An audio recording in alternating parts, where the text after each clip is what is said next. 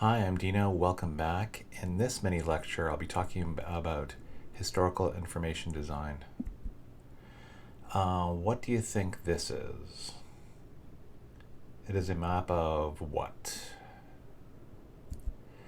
It is the map of the tracks of Yu the Great, Yu Chi-tu. It's from the 11th century AD. For those who love maps and want to know more about them, nothing like this was made in Europe until the Escorial MS map of about 1550. So it was hundreds of years ahead of equivalent maps in Europe. What is this? You might be able to check out some of the writing on this. Try to figure out what it is. It is La Verdadera Longitud por Mai y Tierra. It's by Michael Florent van Longeren, a Dutch astronomer from 1644. It shows the problem of determining longitude right when it became more systematized and recorded more formally. It is the first known graph of statistical data. It shows the estimates of the distance between Toledo on the far left and Rome or Roma on the far right. Toledo's shown vertically while Rome is shown horizontally. And as you see from this, the problem it's showing is that there are various calculations of the degrees of longitude between these two great cities. Pretend that you were given this photo. How would you try to design this? And specifically, what is it? It is a gathering of the American Astronomical Society in 1950. It's done in a very elegant way. For each of the people on the top photo, they are allotted numbers, as you see in the bottom, like the sort of mid-lower section. And then at the very bottom, you see numbers. So each of the photo is at the top. Circles are done to represent each of the individual people in them, and then numbers are assigned to each. Maybe some of you have seen this. This is a pretty famous design. It is a design of Napoleon's army in 1869, done by the great Charles Joseph Menard, who lived from 1781 to 1870. It shows losses in Napoleon's Russia campaign of 1812, and one of the most fabulous parts about it is it combines various variables. For example, army size, which is a sort of tan line, and you see from left to right as the army size decreases, and then it becomes black. It goes to Moscow, which is on the far right at the top, and it goes back. It shows location, so everywhere along that map, along those lines, you can see various names of cities or rivers, etc. It also shows direction of movement. First, it's the tannish, brownish line that goes left to right, and then when it gets to Moscow, it converts back to black.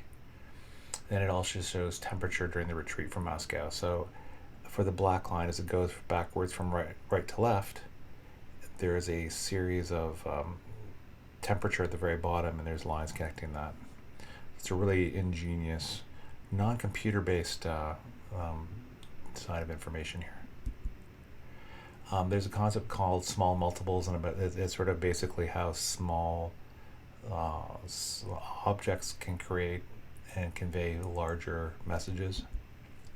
Can you tell what this is if you look at it for a moment? You might want to pause here and check out and see what you think it is. It is the cover, the frontispiece of Hobbes' iconic book Leviathan, done by Abraham Bossa. Bossa is a cover engraving for Leviathan. For those of you who are into political economy, and really who isn't, the iconic quote, "The life of man is solitary, poor, nasty, brutish, and short," comes from that book. I don't know if Hobbes would be a great dinner party companion for a light conversation. Anyways, I'll show you the bottom and then the top. The lower portion shows a triptych, so it's like a combination of three vertical parts, and they're shown in a wooden border. In the center, in the middle, is the title of the book, Leviathan, and it's on a kind of an ornate curtain. You can see kind of like at the bottom of the curtain, there's like little tassels. On the far left, it designates earthly power. On the far right, it shows the powers of the church. And then if you compare 2 to 3, left to right, on the upper left, there's a castle, and opposite on the right is the church. Second one, there's a crown. On the right is a mitre, which is a religious headdress. Left is a cannon. On the right is excommunication, done by those bolts. Cool.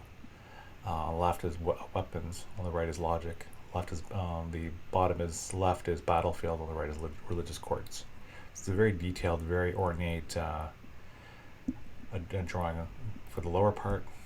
In the upper part, there's a giant, and he holds symbols of both earthly power, the sword on the left, and the church with that scepter. And by doing so, it reflects the union of secular and spiritual powers in a sovereign leader. In the torso of this person, it makes the figure of the state. And as you see here, when you zoom in on the upper right, you can see right below the person who ends up being Hobbes. His body is made of little people here, so it kind of denotes that the body of the state is made of the individual people. Can you tell what this is? Any guesses? Any guesses? Any guesses? It shows the world in 3 different epochs and Earth's progress over time. It shows the drift theory for 3 different epochs. And the dotted areas on the continents, it's areas where shallow seas existed during those time periods. So the very top is Upper Carboniferous, second is Eocene, third is Lower Quaternary. And then as you see, as you go over these epochs from top to bottom, it shows how the world drifted apart. And as you see at the very bottom, it kind of shows exactly how the world looks today.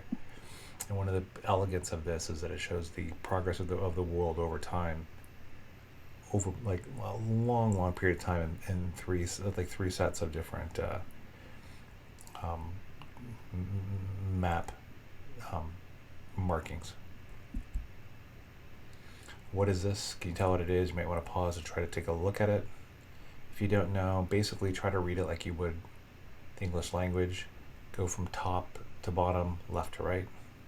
As you see, it's from Edward Muybridge. It designates leapfrog. It shows a man jumping over a boy's back. So the man in the hat at the very top left, as he progresses over, he's alone in the frame, and then they show a person, and then he kind of jumps on the person's back with his arms and jumps over him and runs away. This is shown here through a series of individual snapshots. So there you go. That was historical information design. As always, thanks for watching.